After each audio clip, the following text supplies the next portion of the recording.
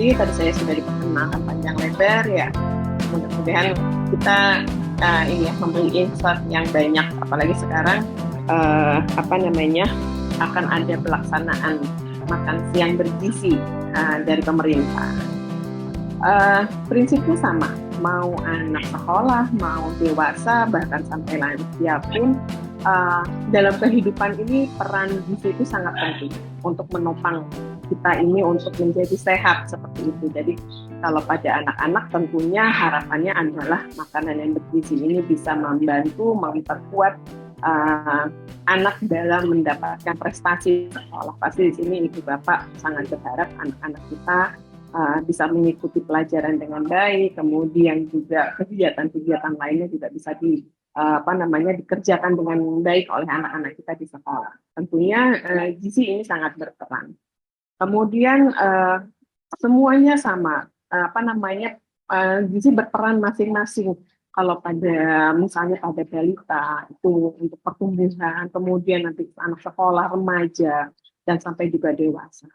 Nah, tentunya ada hal-hal spesifik yang harus diperhatikan. Misalnya kalau pada anak sekolah tentunya kita harus mempertimbangkan zat-zat gizi yang bisa membantu dalam proses tumbuh kembangnya misalnya.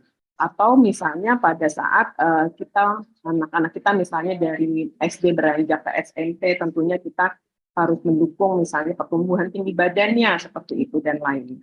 Nah, ini kita berikan makanan yang bergizi untuk memastikan proses pertumbuhan tersebut bisa optimal. Dan juga yang pasti bukan hanya tumbuh saja, tetapi kita berharap bahwa tumbuh dan kuat. Nah, di sini juga kita memberikan makanan yang memang bisa membantu dalam memperkuat sistem kekebalan tubuh.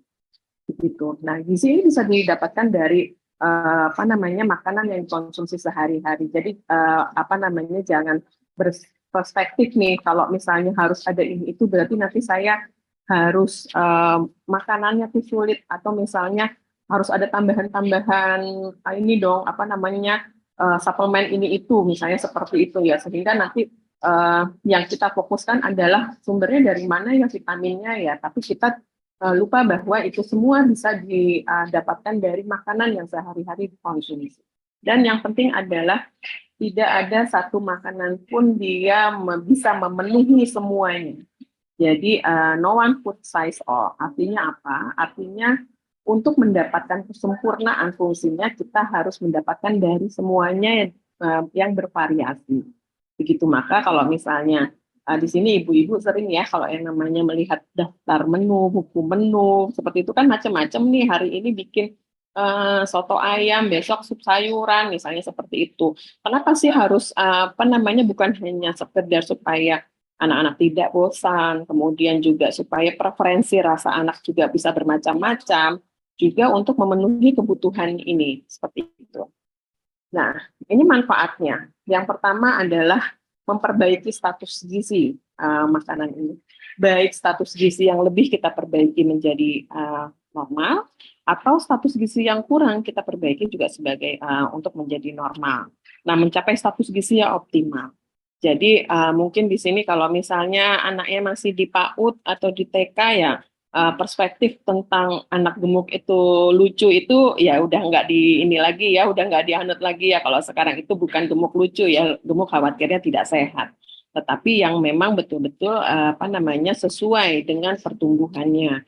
Berapa sih seharusnya berat badan yang sesuai dengan tinggi badan? Atau misalnya tinggi badan usia sekian tuh anak saya sesuai nggak sih? Misalnya seperti itu berkaitan dengan pertumbuhan. Maka memang memeriksakan, kemudian mengukur status gizi anak itu sangat penting untuk kita tahu udah perkembangannya seperti apa. Kemudian pemeliharaan status gizinya sudah baik, sudah sehat, dipelihara dengan makanan yang baik juga, dan juga pemulihan. Nah, kemudian di sini juga saya menggambarkan kalau ibu bapak sering mendengar yang namanya gizi seimbang, itu digambarkan dengan adanya timbangan. Nah, timbangan ini apa sih maknanya? Timbangan ini adalah mengukur apakah asupan gizi dan kebutuhan itu sesuai apa enggak. Nah, pastinya kebutuhan ini sangat dipengaruhi oleh banyak hal. Misalnya ada Nah, kalau kebutuhan ya, sisi yang kanan nih, ada misalnya pemeliharaan jaringan tubuh. Ini biasanya misalnya yang pasca sakit, yang habis sakit, atau yang sedang sakit, atau dalam kondisi yang memang pemulihan seperti itu. Atau ada masalah stres psikis, begitu ya. Mungkin misalnya anak-anak pas lagi UAS nih, mau UAS kan ya ini November. Apakah harus kita lihat faktor stresnya kalau kira-kira anak kita misalnya belajarnya lebih intens lagi, bahkan ada mungkin yang sudah bimbel misalnya seperti itu, ya mungkin harus diberikan makanan yang lebih banyak dari biasanya untuk menghindari apa namanya untuk mengkompensasi faktor stresnya sehingga nanti berat badannya nggak turun, nggak habis ujian nanti turun berat badannya. Kemudian ada faktor pertumbuhan. Ini yang tadi saya bilang di usia berapa sih masih tumbuh, nah maka kita support dari makanan supaya proses pertumbuhannya optimal. Kemudian juga ada faktor infeksi, penyakit, stres, misalnya lagi sakit, lagi demam, kemudian apa namanya lagi ada masalah-masalah berkaitan dengan kesehatan sehingga harus diberikan makanan yang lebih. Nah, di sini adalah apa namanya yang mempengaruhi kebutuhan gizi. Selain juga tinggi badan, kemudian usia seperti itu ya. Nah, ada juga yang mempengaruhi asupan. Asupan kan banyak ya. Uh, Baik apa kebiasaan makan, keluarga ya budaya. Jadi kebiasaan di keluarga gimana nih kalau weekend, Sabtu Minggu makan di luar misalnya seperti itu. Atau misalnya yang tadi itu apakah Ibu masih sempat nggak sih masak buat bekal misalnya seperti itu ya. Kemudian asupan makan itu mempengaruhi asupan makan. Kemudian juga faktor lingkungan. Jadi saya sedikit cerita ya, kalau anak saya yang tadi saya bilang, anak saya yang satu kan sudah di luar kota, jadi dia mengatur sendiri makannya karena udah ngekos. Tapi sejauh ini kalau saya perhatikan memang saya tanya, makan di luar kapan aja? Oh enggak Bu, saya makan cuma makan siang aja di kampus, dia bilang gitu. Kalau makan pagi, makan malam udah di kosan, saya masak nasi sama ada lauk yang disimpan di kulkas, kemudian nanti saya hangatkan lagi. Oh berarti hampir sama kayak di rumah. Kemudian anak saya yang SMA itu sampai sekarang harus bawa bekal. Jadi setiap hari harus bawa bekal untuk makan siang. Dan bukan saya yang marah kalau dia nggak bawa bekal, dia marah kalau saya nggak siap makanannya seperti itu. Karena apa? Karena udah kebiasaan. Dan kebiasaan itu memang sudah terlatih sejak masih masuk usia apa namanya prasekolah. Itu sudah masuk di sana. Jadi komposisi apa aja dia sudah tahu harus bawa apa. Apakah apa namanya jenis-jenis makanan memang berubah nanti pada saat dia mulai SMP itu sudah preferensi rasa sudah mulai banyak dan juga jenis makanan yang diberikan udah makanan rumah benar-benar makanan rumah itu dia bawa begitu. Mau buah mau sayur jadi nasi lauknya itu dia bawa, dia sudah tahu, dia jadi bangun tidur itu langsung dia sarapan sebelum mandi gitu, dia sambil sarapan karena nanti dia gosok gigi, dia bilang biar gosok gigi sekalian bersih. Tapi dia pasti akan ngeluarin dulu sambil ngeluarin piring dari rak piring, dia ngeluarin dulu ini tempat makannya yang ada sekat-sekatnya, dia sudah keluarkan. Jadi dia ngambil nasi itu sambil di piring buat sarapan sama buat bekalnya. Jadi saya nggak rewel untuk harus sarapan pagi loh, nanti nggak bisa mikir segala macam. Nah, jadi kita sebagai orang tua memang harus punya planning. Sama kayak kalau saya kebetulan juga bekerja ya, kan kayak kerja. Apa yang saya mau kerjakan besok saya udah planning hari ini. Sama seperti mau menyiapkan bekal. Apa yang mau saya siapkan itu sudah saya planning sehari sebelumnya. Jadi malam itu saya udah tahu. Pagi saya harus menghangatkan apa atau saya harus mengolah yang mana pagi hari itu. Kira-kira ya kalau saya berangkat jam setengah 6 ya bareng anak saya berarti jam setengah 5 kan itu udah bangun itu udah ada.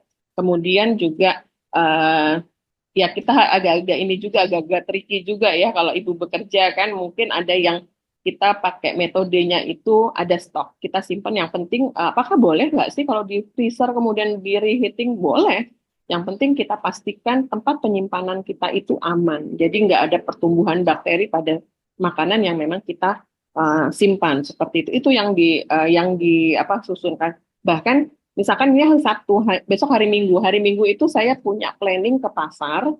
Hari Senin itu saya harus masak apa, Selasa apa, ada nggak yang bisa saya olah duluan di hari Minggu, gitu. yang agak-agak panjang nih memasaknya, misalnya anak saya senang rendang, bahkan saya memasak itu dan saya pack, saya simpan di freezer seperti itu. Nanti saya tahu oh hari Senin ini. Dan apa namanya, kebetulan suami juga begitu. Nanti suami akan warning juga kalau saya lagi sibuk gitu, dia akan bilang itu buat bekal anak-anak kayaknya udah habis deh stoknya. Jadi ya kerjasama akhirnya. Oh ya nanti saya coba ini deh, bikin apa lagi gitu. Seperti itu. Mungkin kalau yang bisa mendadak itu sayur, misalnya tinggal ditumis malam udah kita siangi ya, udah kita sampai kadang-kadang saya bawang aja saya iris dulu malam-malam. Seperti itu. Nah, itu yang dilakukan supaya besok, tetapi memang nggak bisa ujuk-ujuk Ibu Bapak ya. Dan juga kita juga jangan juga kita mau menerapkan itu terus tiba-tiba besok anaknya nggak mau atau nggak dibawain tapi karena anaknya takut nanti pulang masih utuh misalnya kita rada kesal juga nggak bisa karena itu adalah pembiasaan termasuk preferensi rasa juga itu pembiasaan kalau kita biasa ngasih anak makan yang gurih yang asin yang manis dia akan terbiasa lidahnya itu akan terbiasa dengan rasa tersebut jadi nanti kecenderungannya dia akan minta itu makanan yang rasanya seperti itu dan itu terbiasa dan ini juga saya terapkan kepada anak saya. Uh, Saat ini banyak minuman-minuman kekinian ya. Kalau teh itu kan bukan teh tawar aja atau teh manis biasa, macam-macam dikasih apa sih namanya krim lah, dikasih susu dan lain sebagainya. Saya membiasakan anaknya untuk tidak mengkonsumsi apa namanya selain air putih sebagai kebiasaan gitu. Dan itu sampai sekarang itu saya cukup jarang untuk membelikan atau anak saya membeli minuman yang memang sekarang setiap pengkolan ada ya minuman-minuman itu. Yang itu sangat jarang dan soft drink enggak sama sekali nggak suka karena buat dia nggak terbiasa terlalu manis dan dia nggak nyaman dia bilang gitu. Jadi kalau saya pergi ke resto ya memang jadi kayak anak saya seperti ini ya, seperti orang jadul ya, paling banter kalau pesen itu es teh manis. Itu paling banter. Jarang yang ada macam-macam itu sangat jarang. Tetapi saya kalau saya perhatikan memang bukan dia memilih, enggak karena memang kebiasaan. Jadi apa namanya? Nah, ini faktor asupan, faktor lingkungan, faktor keluarga ini amat sangat berpengaruh. Jadi apa yang biasa kita apa namanya yang biasa kita biasakan kepada anak itu yang akan menjadi polanya dia. Makan pakai kerupuk. Saya nggak membiasakan makan pakai kerupuk ya, sehingga memang ada kerupuk di atas meja pun nggak dimakan untuk teman makan. Ada anak yang nggak mau makan kalau di piringnya nggak ada kerupuk, misalnya seperti itu. Nanti kerupuk lauknya kalah sama kerupuknya ya yang dimakan habis nasi dan kerupuk lauknya minggir misalnya seperti itu ya dan apa namanya kita juga mesti melihat apakah udah makan nasi habis dianggap sudah makan selesai tapi dilihat komposisi lainnya sehingga nanti ada contohnya dari Prof Endang juga ada contohnya apakah di piring itu tuh habis nggak sih nah makanan yang kita konsumsi itu tujuannya adalah yaitu menghasilkan energi. Nah, walaupun selain energi juga banyak zat-zat gizi lain yang pastinya akan akan bermanfaat bagi anak.